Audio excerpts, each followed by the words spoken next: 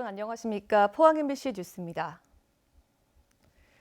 오늘 낮과 밤의 일교차가 10도 넘게 벌어지겠습니다. 낮 동안에는 구름이 다소 낀 가운데 20도 안팎의 포근한 하루가 예상됩니다. 안수진 기상캐스터입니다. 오늘도 크게 벌어지는 일교차에 주의하셔야겠습니다. 아침 최저기온 경북 동해안 대부분 지역이 한 자릿수에서 출발했는데요. 낮 동안에는 10도 넘게 기온이 오르겠습니다. 특히 경주의 낮 최고 기온 22도까지 치솟으면서 포근한 하루가 예상됩니다. 오늘 우리 지역으로는 대기 확산이 원활하게 이루어지면서 미세먼지 농도 보통 수준을 유지하겠습니다. 모레까지 울진 산지로는 얼음이 얼거나 서리가 내리는 곳이 있겠습니다. 농작물 관리에 각별한 주의가 필요하겠습니다. 자세한 지역별 날씨 알아보겠습니다. 오늘 막다가 오후에 구름의 양이 많아지겠습니다. 낮 기온 울진 19도, 영덕과 포항이 20도, 경주가 22도입니다. 울릉도와 독도의 하늘 표정은 대체로 구름 많겠습니다. 낮 기온 울릉도 17도, 독도 18도입니다. 동해상으로는 간간히 구름이 지나는 가운데 동해 중부 먼바다에는 가끔 비가 내리겠습니다. 바다의 물결 동해 중부 해상에서 최고 2.5m, 동해 남부 해상에서 최고 1.5m까지 일겠습니다. 내일 오후에는 북부 동해안과 울릉도 독도에 가끔 비가 내릴 가능성이 있고요. 다음 주 월요일 오전에도 한 차례 비 예보가 들어 있습니다. 입동인 금요일부터는 점차 추워지겠습니다. 날씨였습니다. 어제 새벽 실종자 시신 한 구가 추가로 발견됐습니다. 헬기 동체 인양 과정에서 유실됐던 시신으로 추정됩니다. 아직도 4명의 실종자가 남아있는데 수색 작업은 계속 이어지고 있습니다. 박성아 기자입니다. 헬기 동체가 인양된 위치 인근에서 실종자 1명이 발견됐습니다. 수색당국은 무인 잠수정을 동원해 헬기 동체를 인양했던 지점을 중심으로 집중적인 수중 수색을 펼쳐 실종자를 찾아냈습니다. 지난 3일 헬기 동체를 인양하는 과정에서 유실됐던 실종자로 추정되는데 정확한 신원은 감식을 통해 밝혀질 것으로 예상됩니다. 나머지 4명의 실종자를 찾기 위한 수색 작업도 계속 이어지고 있습니다. 사고 해역에서는 20척의 함선과 항공기 6대, 잠수사 109명이 투입돼 전방위 수색 작업을 진행하고 있습니다. 기존의 수색 범위를 확대해 그동안 무인 잠수정이 이동했던 경로 외곽으로도 범위를 넓혀 수색하기로 했습니다. 또 헬기 동체가 발견된 곳에서 남동쪽 113m 지점에서 발견된 블랙박스가 들어있는 헬기 꼬리 부분은 실종자 수습 이후 인양할 예정입니다. MBC 뉴스 박성아입니다.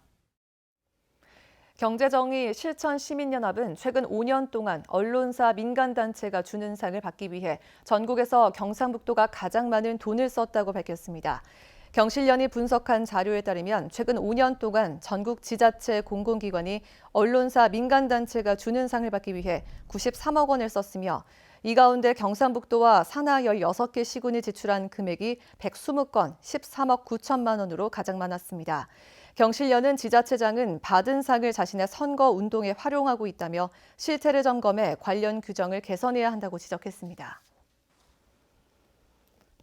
지난 2017년 11월 발생한 포항 지진이 인근 지열발전에서 촉발됐다는 정부 조사 결과와 관련해 검찰이 수사에 착수했습니다. 서울중앙지검 과학기술범죄수사부는 어제 대전에 있는 한국지질자원연구원과 사업주관사 넥스지오 그리고 넥스지오 자회사인 포항지열발전 등 4곳을 압수수색했습니다. 검찰은 지열발전 사업 관련 기록과 포항지진 전후 관측 자료 등을 확보한 것으로 알려졌으며 확보한 자료를 토대로 사업자가 유발지진 가능성을 알고도 지열발전 사업을 강행했는지 등을 조사할 방침입니다. 독도에서 소방 헬기가 추락한 이틀 뒤인 지난 2일 경주 앞바다에서는 부부가 함께 조업하던 어선이 전복돼 남편이 실종됐습니다. 경찰 조사 결과 단순 사고가 아니라 사고 해역을 지나던 대형 화물 예인선이 어선을 들이받고 그대로 가버린 정황이 확인됐는데요.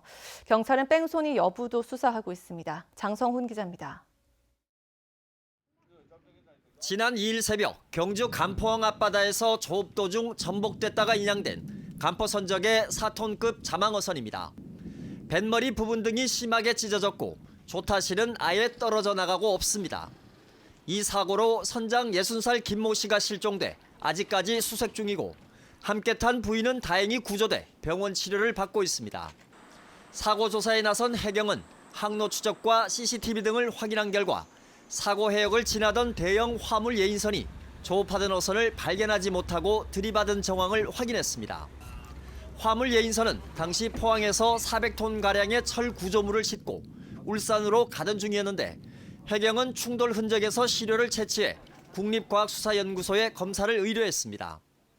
그 선박에 대해서 충돌 흔적, 시료 채취, 선박 내 설치된 CCTV 영상 자료 등을 확보해서 보강 수사 중에 있습니다. 해경은 화물 예인선이 사고 직후 안전 조치를 하지 않고 지나쳐 가버린 만큼 뺑소니 혐의도 수사 중입니다. 하지만 화물 예인선의 선장은 경찰에서 배의 크기가 워낙 차이가 나 충돌 사실을 느끼지 못했다며 뺑소니 혐의를 부인했습니다.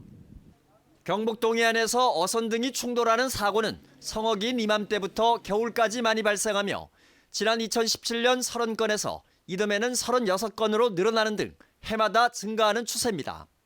연안 쪽에 거기 나는 있고 또 배도 여기 뭐 빠지설이나 저 다니는 항로 서로 겹치면 못 보는 거지 한마디로. 요새는 제 주인 옷에는 자동차 타기 나가가지고 많이 그렇죠.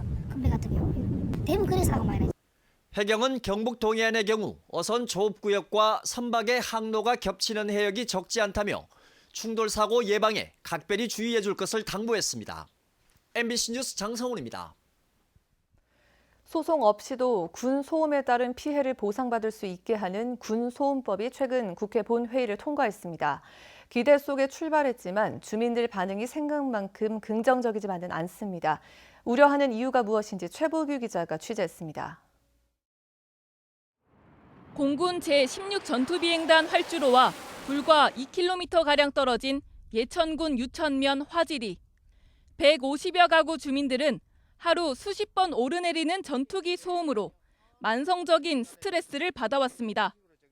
피해 보상을 받기 위해 지난 2002년부터 3차례의 소송을 제기했습니다.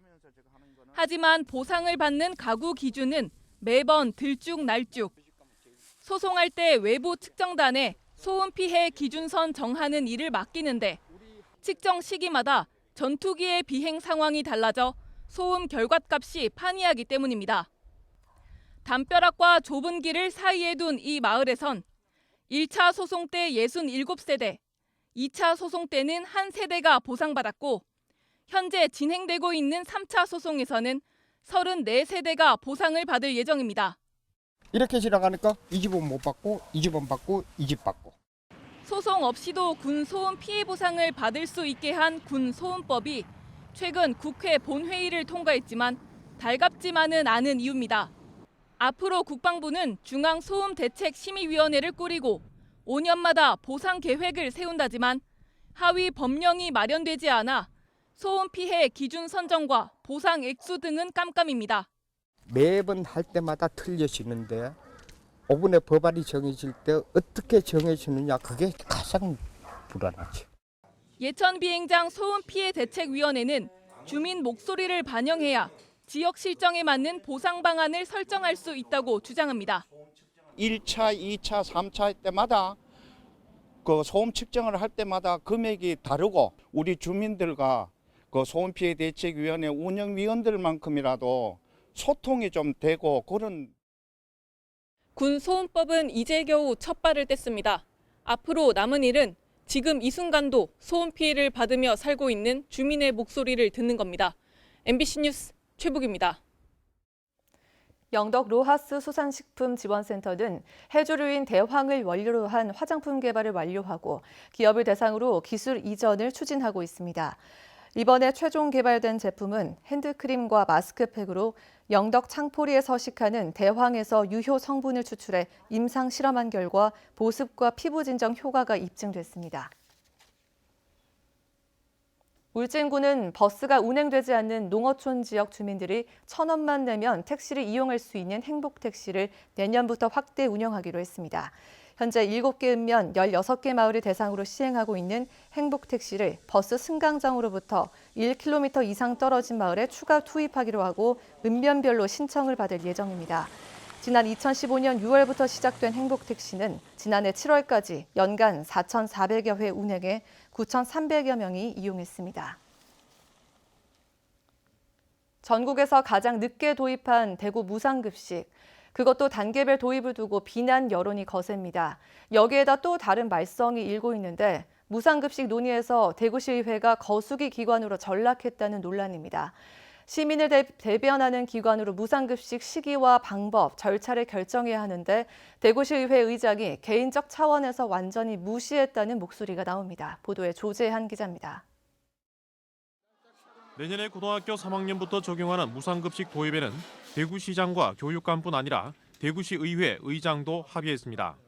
예산 분담 비율까지 확정해 발표했지만 이 과정에 대구시의회 상임위원회나 예결특위 논의는 없었던 것으로 확인됐습니다. 발표 당일인 지난달 31일에는 시의원 대부분이 제주도 연수 중이었고 의장단 논의만 거쳤습니다. 물론 의원님들이 다 모여서 의원님 한 분 한 분 이야기를 듣고 그렇게 하는 것이 좋으나 때에 따라서는 빨리 지금 결정을 해야 될 신속한 그런 사안이 있다면 그런 거는 의장단에 위임을 한 거나 마찬가지입니다. 교육위원회 박우근 위원장은 사전 협의가 없어 아쉬운 점이 있다며 상임위에 안건이 올라오면 불합리한 점은 없는지 살피겠다고 했습니다.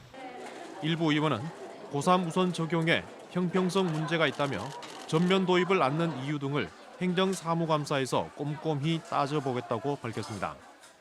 집행부가 절차나 과정을 무시하고 어떤 일이든 마음을 먹으면 이렇게 진행될 수 있다라는 또 선례를 또 보여주는 것 같아서 역으로 시민들이 원하지 않는 행정을 할 때도 이렇게 할 수 있지 않나. 이건 굉장히 위험한 일이라고 저는 생각합니다.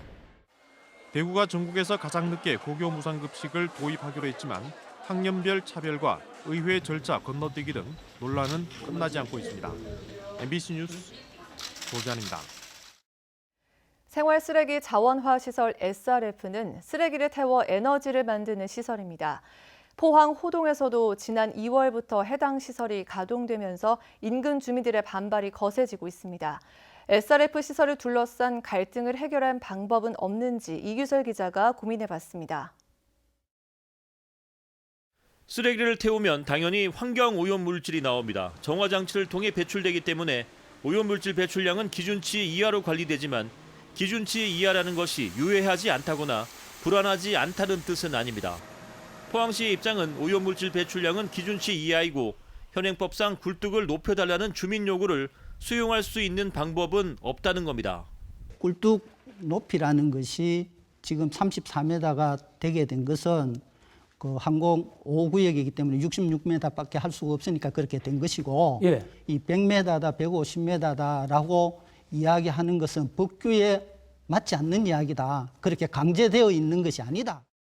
반면 주민들은 기준치 이하라 하더라도 다이옥신을 내뿜는 굴뚝이 우리 동네에 있으니 원인을 제공한 시에서 마음 편히 생활할 수 있도록 근본 대책을 마련하라는 입장입니다. 저 높이가 지금 현재 주민들이 생각할 때는 아주 터무니없는 그런 높이라고 생각을 하기 때문에 지금 여러 가지 말들이 많이 지역에서 나오고 있지 않습니까? 그러면 저 문제를 풀려면 일단 상위법인 고도제한법, 국방부든지 우리가 항공전단이든지 가서 이런 지역 주민들의 삶의 질 향상을 위해서 우리가 이런 비행 고도 제한 구역에 있지만 어떠한 우리 굴뚝 높이를 제 기준에 또 해서 보완을 해서 올리든지. 그럼 SRF 시설을 먼저 가동한 다른 지역에서는 어떻게 하고 있을까요? 지난 2000년부터 양천구와 노원구, 강남구 등 세 곳에서 SRF 시설을 운영하고 있는 서울시는 다양한 모니터링을 통해 주민 건강을 관리하고 있습니다. 특히 특정한 오염원이 없는 서울 지역 6곳을 참고 지점으로 지정하고 SRF 시설이 있는 곳과 비교 조사를 통해 주민들이 심리적인 부담을 덜 수 있도록 노력하고 있습니다. 대기 중 오염물질 농도 분석 같은 경우는 이제 1년에 2회에서 3회 정도 이제 진행을 하고 있는 상태이고요. 그리고 그 인체 검사 같은 경우는 1년에 한 번 정도 진행을 하고 있습니다. 지금 포항에서는 아직 이런 조사가 없었단 말씀이신 거죠? 그렇죠. 네. 포항시도 주민과 사업자, 전문가로 구성된 민관협의회를 구성해 활동을 시작했지만 주민들의 요구를 충족시킬 수 있는 방법을 찾지 못하고 있습니다. 한편 포항 남구 호동에서 가동에 들어간 SRF 시설은 당초부터 광역 단위로 지어져 앞으로 포항뿐만 아니라 영천 지역 쓰레기까지 반입해 태울 경우 또 다른 논란이 예고됩니다. MBC 뉴스 이규설입니다. 구미에 있는 한 초등학교 체육교사가 유도부 선수들을 폭행했다는 의혹이 제기돼 경찰이 수사에 나섰습니다. 구미교육지원청 등은 구미 모 초등학교 기간제 체육교사 겸 유도부 감독인 A씨가 수개월 동안 유도부 선수 7명을 폭행하고 성추행 의혹도 있다며 수사 의뢰했습니다. 구미교육청은 A 교사를 계약 해지하고 학생 심리치료 등을 하고 있는데 A 교사는 학생들을 훈련하는 과정에서 벌어진 일이라고 해명하고 있습니다.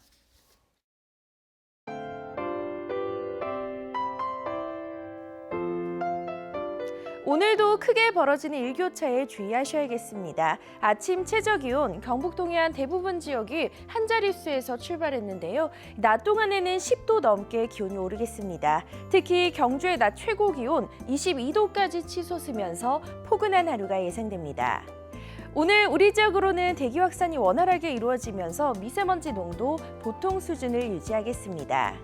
모레까지 울진 산지로는 얼음이 얼거나 서리가 내리는 곳이 있겠습니다. 농작물 관리에 각별한 주의가 필요하겠습니다. 자세한 지역별 날씨 알아보겠습니다.